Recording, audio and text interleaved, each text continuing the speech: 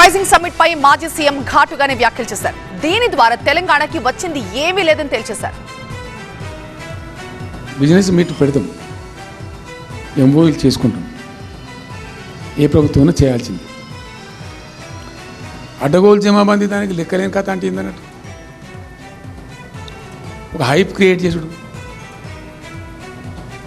దీనికి ఆచుడు, దీనికి గురువు చంద్రబాబు నాయుడు. చంద్రబాబు నాయుడు చెప్పిన లెక్కల బిజినెస్ వచ్చేది ఉంటే, ఎంఓయూలు సక్సెస్ అయ్యేది ఉంటే ఆంధ్రప్రదేశ్లో ఈ పాటికి 20 లక్షల కోట్లు వచ్చి ఉండాలి. ఆయన ఫస్ట్ టైం అలా సీఎం ఉన్నప్పుడు ఆ ఊళ్ళో పెట్టే కదా, వైజాగ్లో, అమరావతిలో కదా, వైజాగ్లో పెట్టిండు. వైజాగ్లో ఎవరు వెళ్ళి ఎంఓయూలు చేసిన వాళ్ళంటే మంట మనుషులు అని చెప్పిండు.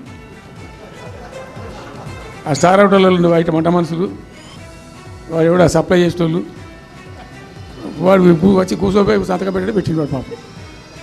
బట్టి హైప్ క్రియేట్ చేసి మందిని మోసం చేసి ఎన్ని రోజులు ఇస్తుంది. ఆత్మవంచన, ప్రజావంచన. ఏమైనా వస్తుందిరా బాబు అంటే ఏమి రాదు.